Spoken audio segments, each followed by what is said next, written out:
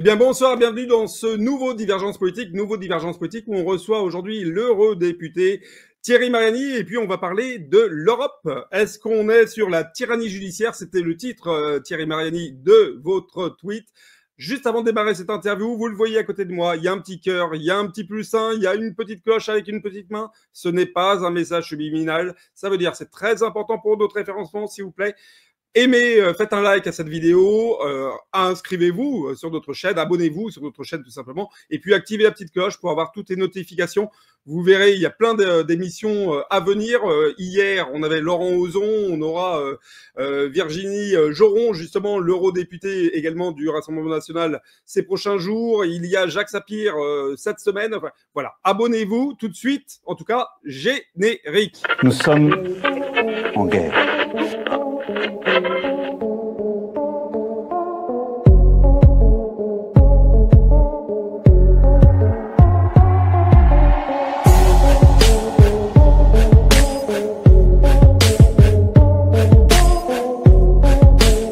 Si vous écoutez ce message, vous êtes la résistance. Eh bien voilà, en tout cas, un résistant de notoriété publique, Thierry Mariani. Bonsoir, comment allez-vous? Très bien, je suis à Strasbourg puisque cette semaine, nous avons une session toute la semaine au Parlement européen. Alors justement, c'est une semaine qui est extrêmement agitée politiquement, notamment en France. Vous avez titré sur Twitter l'Europe de la tyrannie judiciaire. On va en parler, on va pas revenir effectivement sur tout ce qui a été dit autour du jugement prononcé à l'encontre du Front National et de Marine Le Pen. La première véritable question que je voudrais vous poser, c'est est-ce qu'on est véritablement devant un séisme politique ou est-ce que c'est finalement qu'une légère brise? Ah non, on est quand même devant un séisme politique. Moi, ce que je retiens de l'épisode judiciaire, je dis un épisode puisque heureusement cette affaire n'est pas finie, l'épisode judiciaire de cette semaine qu'a subi Marine Le Pen, c'est qu'ils oseront tout. Je vais vous dire la vérité, j'y croyais pas, mais personne croyait que ça irait jusque-là. Est-ce que Marine Le Pen pouvait être condamnée C'était évident que la justice n'allait pas lui faire de cadeau. Mais entre une condamnation et l'arme nucléaire qui est au maximum et avec une application immédiate, personne n'y croyait vraiment. Voilà, c'était une hypothèse. Mais parce que l'application immédiate, il faut bien comprendre pourquoi cela est révoltant pour nous. Parce que le pire truand, le pire terroriste, le pire assassin, il a un premier procès et puis après, il a le droit de faire un appel. Un juge, c'est qu'un homme et ça peut se tromper. Et des fois, la justice rectifie en appel ce qu'elle n'a pas réussi en première instance. Mais en demandant l'application immédiate, ça signifie en réalité que Marine Le Pen est inéligible dès maintenant et ne sera pas éligible aux prochaines élections présidentielles parce que normalement, un procès en appel, ça prend entre 2 et 3 ans. Et donc, la décision de la justice, ou j'ai envie de dire des juges, la décision des juges disant avec application immédiate, ça, on ne s'y attendait pas.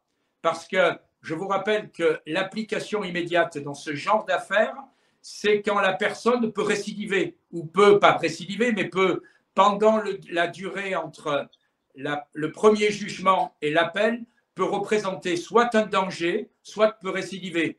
Qu'il y ait une application immédiate, par exemple, pour quelqu'un qui vient de tuer 3 personnes, eh bien sûr, c'est évident, parce que si on le libère en attendant l'appel, il peut tuer d'autres personnes. Quelqu'un qui dirige une société et qui commet des abus de biens sociaux, bien sûr qu'il y a une application immédiate, ça peut à la limite se justifier, puisque s'il dirige toujours la société, il peut continuer ses malversations. Mais je vous permets de rappeler que Marine Le Pen n'est plus députée européenne à l'heure actuelle. Et donc, en réalité, ce qu'on lui reproche, ce sont des faits commis, je le rappelle, il y a plusieurs années, mais où surtout, j'insiste là-dessus, parce que très souvent, on fait le parallèle avec d'autres affaires, il n'y a pas 1 euro d'enrichissement personnel, elle n'a pas détourné de l'argent pour se payer les vacances ou une piscine, et deuxièmement, tous ces emplois ont réellement existé. En réalité, elle est condamnée parce qu'en France, on considère qu'un attaché parlementaire, ça travaille pour le Parlement et ça fait forcément de la politique parce que quand on est au Parlement, on n'élève pas des carottes, donc forcément on est en contact avec le milieu politique, alors qu'au Parlement européen, on considère qu'un assistant parlementaire, c'est en quelque sorte un auxiliaire des fonctionnaires et qui doit travailler que sur les amendements, les discours, etc. Ce qui n'est pas la réalité. Ce qui n'est pas la réalité et ce qui est impossible. Et pour renforcer mon discours, je me permets de vous faire remarquer qu'il y a 3 affaires d'assistants parlementaires en ce moment dans les tuyaux de la justice. La première, c'est le MoDem. La deuxième, c'est la France insoumise. Et la troisième, c'est le Rassemblement national. C'est-à-dire que s'il y a 3 partis politiques français qui sont accusés en même temps d'utiliser de manière frauduleuse les assistants, c'est bien qu'on n'a pas la même conception d'un assistant parlementaire à Bruxelles ou à Paris. Voilà. À Bruxelles, vous savez, on en parlera tout à l'heure, mais tout le monde doit être au service du Parlement européen. Et on considère que les fonctionnaires, les assistants parlementaires ou les députés sont en quelque sorte au service de la machine. Voilà, non, nous, on considère que quand on est député français ou européens, on est au service des Français pour défendre leurs intérêts. Et c'est ce qui change tout. Et donc, cette semaine, pour revenir à votre question, est-ce qu'on s'attendait à ça? Non, on ne s'attendait pas à autant. Voilà. Les choses vont très, très vite parce que la mauvaise surprise, le cauchemar, si je puis dire, c'est la condamnation le lundi avec une application immédiate. C'est-à-dire qu'à partir de lundi 13h, on apprend que Marine Le Pen ne pourra pas être candidate aux élections présidentielles.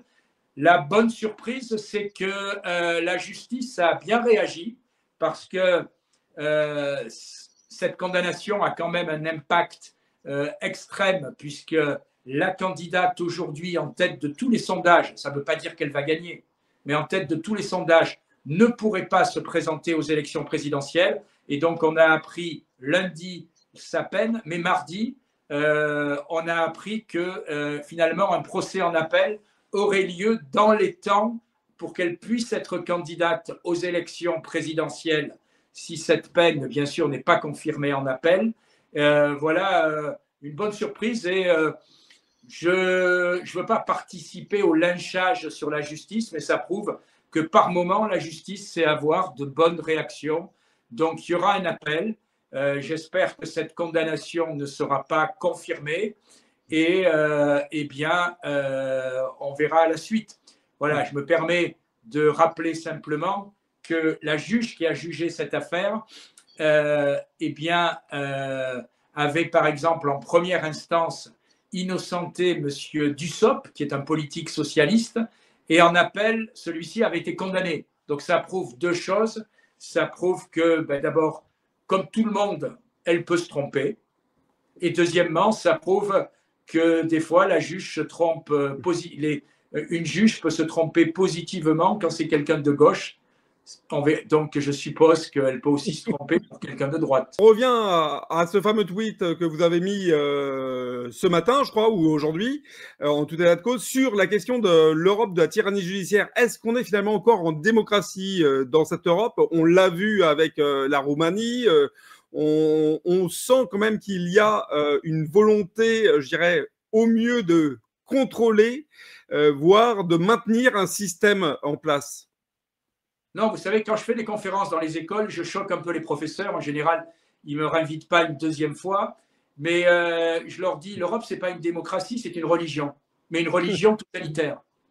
C'est-à-dire que vous êtes tenu, quand vous êtes dans ces institutions, de répéter que l'Europe, c'est la paix, l'Europe, c'est la prospérité, l'Europe, c'est la croissance. Malheureusement, ce n'est pas la paix en Europe. C'est surtout pas la croissance. Et c'est encore moins la prospérité. Et quand vous remettez en cause l'institution, eh bien, immédiatement, vous êtes montré du doigt et traité avec des méthodes qui ne sont pas des méthodes démocratiques. Je prends qu'un exemple. Dans ce Parlement européen, vous avez un règlement, comme dans tous les parlements de pays démocratiques. Alors, on a un règlement parfait, ça s'appelle la règle d'Hondt. Il y avait un monsieur qui devait s'appeler D'Hondt, et qui a fait une règle qui dit que qui dit à l'avance, en fonction des sièges qu'ont obtenus chaque formation politique, quel poste ils doivent occuper. Par exemple, il y a un certain nombre de vice-présidences, eh bien la règle d'Hondt dit un groupe qui a 30% des voix doit avoir tant de vice-présidences, un groupe qui a 10% des voix doit avoir tant de présidences, et voilà l'ordre des vice-présidences et dans quel ordre ils doivent être attribués. La règle d'Hondt dit pour toutes les commissions, eh bien, le parti qui est majoritaire doit avoir un certain nombre de commissions et le parti qui est minoritaire doit avoir un certain nombre de commissions. Et ça s'applique pour tout le monde, sauf pour les deux partis qui sont en réalité des partis patriotes, c'est-à-dire le groupe qui s'appelle les Patriotes et qui avant s'appelait Identité et démocratie, c'est-à-dire le groupe où vous retrouvez le Rassemblement national, les Italiens de Salvini, les Hongrois de Viktor Orban, les Flamands du Vlaam Belox et à peu près, nous sommes 13 mouvements politiques. Et deuxièmement, les souverainistes, c'est le deuxième groupe auquel cette règle ne s'applique pas, qui sont principalement le parti où vous retrouvez l'AfD allemande. Donc concrètement, comprenez bien, c'est un temple de la démocratie, mais tous les groupes se partagent les postes, mais dès que c'est quelqu'un de notre groupe ou du groupe des souverainistes qui, dans cette fameuse règle, aurait eu droit à un poste, hop, il présente quelqu'un contre nous et on n'a aucun poste. Voilà, c'est-à-dire que ce Parlement, pour moi, est une farce de la démocratie. Voilà. Alors on nous dit, ah oui, mais vous avez droit à rien parce que vous ne partagez pas notre projet européen. Voilà. C'est quand même un raisonnement totalement totalitaire. Totalitaire complet. Et donc, concrètement, je vais vous prendre mon exemple personnel. Voilà. C'est un pur hasard, mais normalement, notre groupe, dans cette fameuse règle d'Hondt, puisque je vous rappelle qu'on est le 3e groupe au Parlement européen, aurait dû avoir la présidence de l'Assemblée Europe-Afrique. Et j'étais le candidat de notre groupe, c'est-à-dire que si on avait appliqué la règle qui respecte et garantit la démocratie, j'aurais été président de l'Assemblée parlementaire Europe-Afrique. Mais ça, c'est bien sûr la théorie. La pratique, quand c'est devenu notre tour, j'allais dire, d'avoir cette élection, eh bien, hop, comme par hasard, j'ai eu un candidat du groupe Renew, c'est-à-dire un candidat où on retrouve les députés de M. Macron, qui s'est présenté contre nous et qui a recueilli tout le suffrage des autres partis. C'est-à-dire que les Républicains et M. Bellamy, qui n'a que la démocratie à la bouche, c'est le roi des faux culs, comme tout son parti. Parce qu'en réalité, à chaque fois que la règle d'Hondt s'est appliquée pour quelqu'un d'extrême gauche, je dis bien d'extrême gauche, hop, il applique. Je vous prends un exemple très concret. Le groupe qui est bien moins nombreux que nous, où on retrouve les députés d'LFI, dans cette fameuse règle d'Hondt, devait avoir la première vice-présidence d'une commission qui est très importante, qui est la commission sur le commerce international, et par exemple devait avoir une vice-présidence de l'Assemblée. C'est M. Omarjee. Eh bien, qu'est-ce qui se passe? Les Républicains appliquent strictement la règle d'Hondt et votent pour eux. Mais dès que c'est quelqu'un du Rassemblement national, ils votent contre nous. C'est même pas ils votent contre nous, c'est qu'ils présentent un candidat avec l'appui de tous les autres contre nous. Donc, je dis très clairement, la démocratie dans ce Parlement, c'est une farce. Voilà. Et c'est tellement une farce que par moment, le calendrier est marrant. Puisque lundi, on a eu un débat sur la démocratie dans l'Union européenne. Je suis intervenu, pourquoi? Parce que je leur ai dit qu'ils s'étaient trompés de jour. Lundi, c'était le 31 mars. Ils auraient dû faire ce débat le lendemain, le 1er de Marine Le Pen sur TF1, arguant qu'elle était empêchée finalement d'être élue présidente. Est-ce qu'elle n'est pas cette défense un peu surprenante tout au vu de ce qui s'est passé en termes de résultats, notamment lors des élections législatives? On avait effectivement beaucoup d'espoir et puis il y a eu une déception, soyons honnêtes, sur les législatives. Donc là, l'argumentation peut-être de Marine Le Pen, moi j'ai trouvé assez surprenante sur TF1 de dire, ben voilà, on a empêché la future présidente. Qu'est-ce que vous en pensez? Est-ce que stratégiquement c'était une bonne com? En tout cas, on a empêché la favorite de l'élection. Voilà. Est-ce qu'elle gagnera? Je le dis tout à l'heure, j'en sais rien. Je l'espère, mais j'en sais rien. Après, on est à 2 ans d'une élection, donc c'est loin, c'est même très loin en politique. Il peut se passer plein de choses. Mais ce qui est sûr, c'est que Macron ne se représentera pas. Ce qui est sûr, c'est que les autres candidats sont divisés entre eux. Donc, elle n'a pas gagné, mais elle a de fortes chances de gagner. Voilà. Je rajoute que les témoignages de Français se multiplient depuis lundi soir et que ça prouve que son combat a un certain écho. Voilà, mais je suis d'accord avec vous, il ne faut jamais vendre la peau de l'ours avant, etc. Vous le connaissez la suite. Ce qui est choquant, c'est que c'est pas, je le répète, je ne veux pas citer de nom, mais c'est pas, on a empêché la favorite de cette élection de se présenter. Voilà, c'est pas si comme on avait empêché un maire d'arrondissement à Paris. Et donc, oui, bien sûr, elle a anticipé ou elle a forcé le trait, mais c'est logique parce que je pense qu'il faut, dans ce genre de situation, faire comprendre aux Français quelle est la réalité de cette décision. Il y a de nombreuses personnes qui ne l'avaient pas compris. Et en réalité, c'est vrai qu'on doit expliquer que l'application immédiate, ça veut dire qu'il n'y a pas d'appel. Et vous avez un exemple qui est connu dans le milieu politique, c'est Madame Barège. Barège, elle était maire de Montauban. Eh bien, une décision de justice l'a condamnée et l'a rendue inéligible immédiatement et l'a déchu de son mandat. Immédiatement. Elle a été rejugée en appel 1 an ou 2 après. Elle a été totalement innocentée.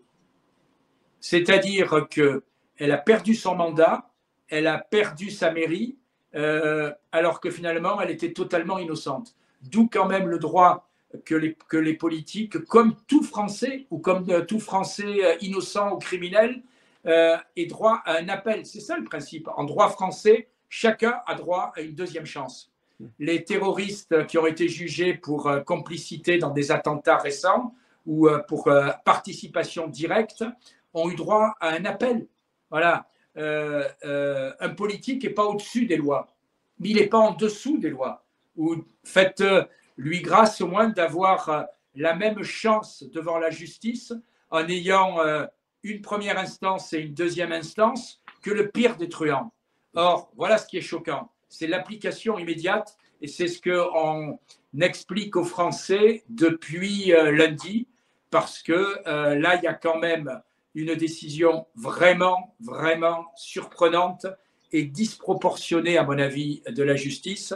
Je vous rappelle quand même que l'argument pour appliquer cette application immédiate, c'était le risque qu'il faut qu'elle arrête de nuire, mais que je sache, Marine Le Pen n'est pas quelqu'un qui a attaqué d'autres personnes dans la rue et qui peut recommencer, ou elle n'est plus députée européenne, donc comment elle peut recommencer à nouveau ce qui a été fait. Donc c'est une décision, oui, vraiment purement politique, et on voit très bien qu'un certain nombre de magistrats ont presque envie de prendre une revanche sur les politiques. Je dis bien un certain nombre de magistrats, parce que je n'oublie pas que l'essentiel font qu'on rende quand même la justice correctement, et je pense en vertu de leur âme et conscience et des preuves ou des éléments fournis pendant un procès, et non pas en fonction de conviction.